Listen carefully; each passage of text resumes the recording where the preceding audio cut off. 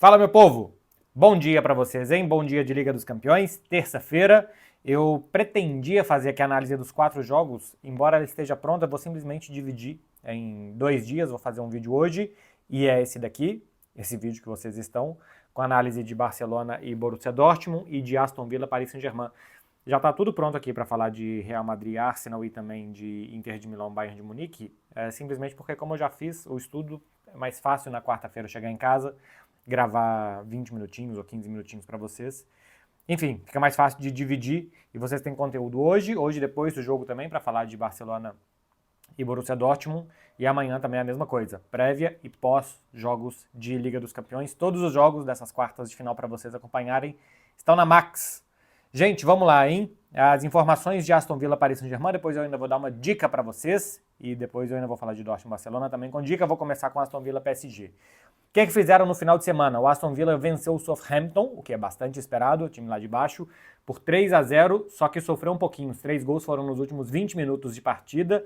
Nesse jogo, o técnico Unai Emery descansou o Pau Torres e também o Lucas Digne, lateral esquerdo e zagueiro, na ordem, né? Zagueiro e lateral esquerdo do time inglês. O Asensio foi titular e perdeu 2 pênaltis nessa partida, inclusive um dos gols foi de um rebote de pênalti do Asensio. O Aston Villa no Villa Park é forte nessa temporada, não perde há 17 partidas, no total são 25 jogos com 15 vitórias, 8 empates e 2 derrotas. Tem muito empate nesses 25 jogos aqui, né? Empatam a cada 3, fez 44 gols, não tem uma média de nem 2 gols por jogo em casa, e vai precisar pelo menos de 2, e tomou 25, tem uma média de 1 gol sofrido. Não é, apesar de ter aqui 17 jogos sem perder, um super time em casa que amassa os seus adversários e passa por cima deles. O Aston Villa não é um time dominador na Inglaterra, está brigando para ficar no G4 ou no G5 mais uma vez. De todas essas 15 vitórias que conseguiu em casa na temporada, só uma daria a vaga. Fez 3-0 no Clube Bruges, na Liga dos Campeões. Outras 5 vitórias dessas 15 levariam o jogo para a prorrogação, ou seja, seriam vitórias por 2 gols de diferença. Então aqui são 6 vitórias que seriam ou prorrogação ou classificação no tempo normal, e outras 9 não dariam a vaga ao Aston Villa. O Paris Saint-Germain não jogou no final de semana. A Ligue 1, que é uma liga que tem menos jogos, né, tem 4 datas menos do que as outras, tem 34 jogos contra 38 de Itália, Alemanha e Espanha. Tem um pouco mais de respiro. O Paris Saint-Germain não jogou. No final de semana vai ter o retorno do Marquinhos. Estava suspenso, não jogou a partida de ida, vai poder jogar a partida de volta. O Fabian Ruiz é o único pendurado no Paris Saint-Germain, já pensando em uma hipotética classificação para as semifinais. Lembrando que os cartões são zerados ao final dessa fase de quartas de final. Paris Saint-Germain foi bastante dominador no jogo de ida, teve 30 finalizações. O gol do Nuno Mendes no final dá uma muito boa vantagem, né? Estava vencendo por 2-1 até os acréscimos do segundo tempo, e aquele gol do Nuno Mendes faz com que talvez o placar seja mais justo com o que foi o jogo, e o Paris Saint-Germain tem uma grande vantagem para levar para a Inglaterra. É um jogo duro porque no Villa Park o Aston Villa tenta pressionar os seus adversários, tenta deixar os jogos incômodos, mas a fase do Paris Saint-Germain é muito boa. São 26 vitórias nos últimos 28 jogos, contando nesses 26 jogos que venceu, por exemplo, ir até Anfield ganhar do Liverpool. Precisava ganhar, tinha perdido em casa, foi lá, venceu o Liverpool. Para mim, inclusive, merecia a classificação ou no tempo normal ou na prorrogação, pelo que foi especialmente o segundo tempo e depois o tempo extra naquele jogo contra o Liverpool. Mas é um time de personalidade, que não se assusta fora de casa, que vive grande fase, que os jogadores compraram absolutamente a ideia de jogo do técnico Luiz Henrique, com boas peças que entram no segundo tempo. Por exemplo, o Barcola, que nem foi titular na partida de ida, é o vice-artilheiro do time na temporada, tem quase 20 gols marcados. Enfim, vive grande fase o Paris Saint-Germain, com o desenvolvimento do Kvaratskhelia, com o desenvolvimento do Désiré Doué, com o Mbappé, com os portugueses no meio-campo, Vitinha e João Neves fazendo uma grande temporada, uma defesa sólida com Pátio, Marquinhos. Hakimi é uma peça muito importante, é um time completinho o Paris Saint-Germain.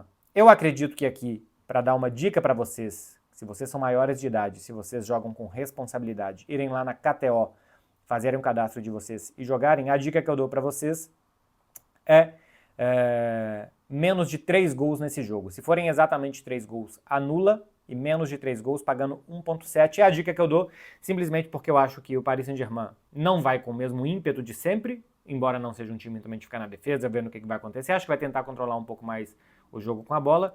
E a gente vê que o Aston Villa não é um super time que destrói seus adversários quando joga em casa. Então acho que esse jogo não vai se abrir tanto, que o Aston Villa também não vai permitir muitos contra-ataques para o Paris Saint-Germain, porque vai querer seguir vivo no jogo. E aí seguir vivo no jogo é o quê? Pô, se chegar aos 30 do segundo tempo, um 0-0, um golzinho do Aston Villa, ele ainda tem ali tempo para tentar alguma coisa. Eu acho que vai ser um jogo mais fechado. Acho que esse jogo não vai se abrir. Eu acho que não saem 3 gols. Se saírem exatamente 3, anula. Se saírem mais do que 3, a gente perde. Está pagando cerca de 1,7. É a dica que eu dou para vocês desse jogo. Vamos lá, gente, para Borussia Dortmund e Barcelona. Não foi propósito deixar para o final para fazer bait, vocês ficarem assistindo, mas se vocês assistindo até aqui, deixa um like aqui também, se inscreve no canal para não perder os próximos conteúdos. Eu vou olhar muito para baixo porque eu vou ler as informações que eu anotei. O Borussia Dortmund mudou mais do que meio time em relação à partida do Barcelona para o jogo contra o Bayern de Munique no final de semana. Teve muita discussão aqui sobre o desempenho dos jogadores e o comprometimento dos jogadores nesse jogo. Não comprometimento que eles não estavam nem aí, mas a concentração e a competitividade. O Niko Kovac reclamou do Gittens e do ADM, que não acompanharam os laterais do Barcelona, então que estourava muito na defesa, enfim, que a linha ofensiva não ajudou. O time voltou a jogar com 3 zagueiros contra o Bayern de Munique e competiu melhor. Eu achava que jogaria assim contra o Barcelona, com 3 zagueiros, com 2 laterais mais defensivos, né? Pode jogar o Ian Couto, mas jogou o Ryerson, jogou o Svensson e não o Bensebaini contra o Bayern. Com 2 volantes também, aí eu acho que já foi mais para poupar em Mecha e o Chukwuemeka, né? Chukwuemeka, é muito difícil de escrever, mais ainda de falar. Jogaram o Oscan e o Pascal Gross no meio campo, mas eu acho que o Mecha e o Chukwuemeka vão voltar contra o Barcelona. Mas enfim, foi um time com 3 zagueiros, 5 jogadores no meio, 2 atacantes. Muitas críticas aqui ao Julian Brandt. Entraram no time o Schürrle, o Svensson, o Oscan, o Pascal Gross e o Beyer. Saíram a ADM, o Gittens, os 2 meio-campistas, o Chukwuemeka e o Mecha, e saiu também o Bensebaini. O Henry Can vira dúvida para esse jogo contra o Barcelona, porque não treinou nessa segunda-feira, tem um desgaste muscular, vamos ver se ele vai conseguir jogar ou não. E o Pascal Gross, que não jogou contra o Barça porque estava suspenso, retorna ao time. 3 zagueiros precisando atacar pode ser uma boa para o Ian Couto, mas pelas declarações, e eu perguntei tanto lá em Barcelona como aqui na Alemanha para o Niko Kovac sobre o Ian Couto, e eu não senti muita firmeza. Ele foi bastante sincero, disse inclusive que não conhecia o Ian Couto, e depois disse que nos treinos ele deveria mostrar alguma coisa a mais e tal, que no treino ele tem que ganhar posição. Enfim, não mostrou muito empolgado com lateral brasileiro, não. Borussia Dortmund em casa não tem uma fortaleza, o Signal Iduna Park, 80 mil, Muralha Amarela, tudo isso é lindo, maravilhoso, mas não é um fator decisivo nessa temporada. Ganhou 11 de 20 jogos que jogou por aqui, ganhou quase que 50% das partidas, 5 empates e 4 derrotas. Tomou 23 gols nos 20 jogos que fez em casa e fez 48. Tem uma média aqui de quase 2,5 gols marcados, mas tomou mais do que 1 gol por jogo em casa. É um Dortmund que nessa temporada nem em casa nem fora vem funcionando muito, e eu sei que o estádio é lindo, é maravilhoso, eu adoro vir aqui fazer jogo, é bem diferente mesmo, mas não é uma super fortaleza não. Dos últimos 12 jogos em casa, o Dortmund só ganhou 3 nessa temporada. Venceu nesta temporada, das partidas que o Dortmund venceu, 2 jogos dariam a vaga, 2 placares dariam a vaga, fez 6-0 no Union Berlin, fez 7-1 no Celtic, e ainda fez um 4-0 no Freiburg, que levaria o jogo para prorrogação. É isso que a gente tem para esperar de um Dortmund, que não é um super time, que eu acho que vai tentar pressionar o Barcelona logo no início para ver se tem sorte ou não. Se não conseguir a partir daí, vai tentar sair com honra dessa eliminatória. Do lado do Barcelona, Baldé está fora, e as notícias que saíram nessa segunda-feira, depois dele ser avaliado por mais fisioterapeutas em Barcelona, que ele estaria fora já da final da Copa do Rei e já de uma possível ida das semifinais da Liga dos Campeões, caso o Barcelona chegue, porque é uma lesão de 3 semanas, então ele voltaria talvez para o jogo contra o Valladolid, que é uma semana depois, é o primeiro final de semana de maio, e quem sabe para a volta das semifinais da Liga dos Campeões. Fica fora, e bastante fora, em um momento muito importante, o Alejandro Baldé. O Inigo Martínez está pendurado, esse eu acho que não vai jogar. O Gavi e o Ferran Torres eu acho que vão jogar no lugar do Firmino, do Lewandowski. Lewandowski, jogador mais velho e tal. Ele e o Inigo Martínez são os mais velhos, né, do time. Não acho que o Inigo, por possibilidade de suspensão, e o Lewandowski, porque a coisa já está decidida, muito perto de estar decidida, melhor dizendo. Devem ficar de fora para jogar Gavi e Ferran. Já não tem o Baldé, se não joga o Inigo, se não jogam Firmino e Lewandowski, já são 4 jogadores saindo do time que atuou em Barcelona. É praticamente mudar meio time, né? Se tirar o goleiro dos 10 jogadores de linha, você tira 4, então é 40% de time já de rotações iniciais que eu acho que vai fazer o Hans Flick. E aí durante o jogo, se o Barcelona tiver realmente com a vaga muito encaminhada, se não estiver perdendo por 2-0, sei lá, aí eu acho que Christensen, que Dani Olmo vão ganhar oportunidades, que o Hector Forte também vai ganhar oportunidade, vai ser importante, eu acho que a partir de agora a gente vai ver um pouco mais dele, porque ele pode ser inclusive o substituto do Gerard Martin, se não puder jogar na esquerda, então acho que ele precisa de novo ganhar ritmo, de novo se sentir importante, então acho que em algum momento pode jogar o Hector Forte também. Enfim, são as mudanças aqui que eu acho que o Barcelona pode fazer até mesmo durante a partida. Fora de casa nessa temporada o Barcelona vai muito bem, tem desempenho inclusive melhor do que em casa, 18 vitórias, 3 empates e 3 derrotas do Barcelona fora de casa em 24 jogos. Fez 68 gols, tem uma média de quase 3 marcados fora de casa, e tomou 28, uma média de mais de um gol sofrido fora de casa. O Barça não perde fora de casa há 5 meses, perdeu em 10 de novembro para a Real Sociedad, dezembro, janeiro, fevereiro, março.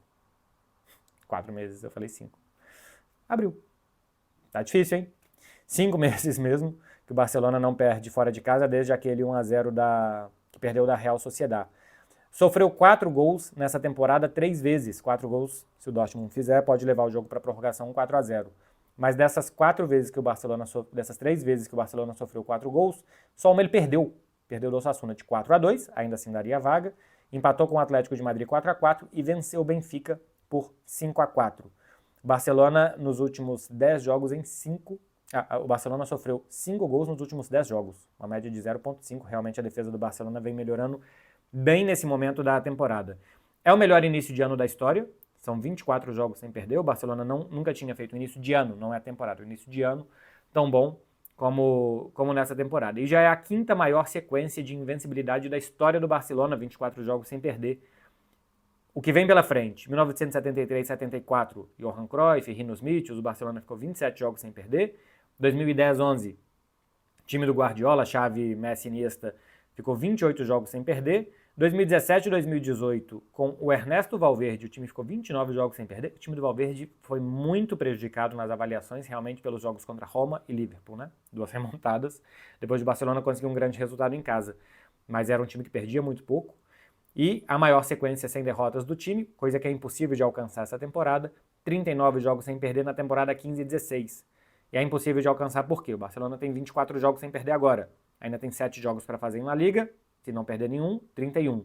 Na Champions ainda tem possivelmente 4 jogos, se não perder, 35.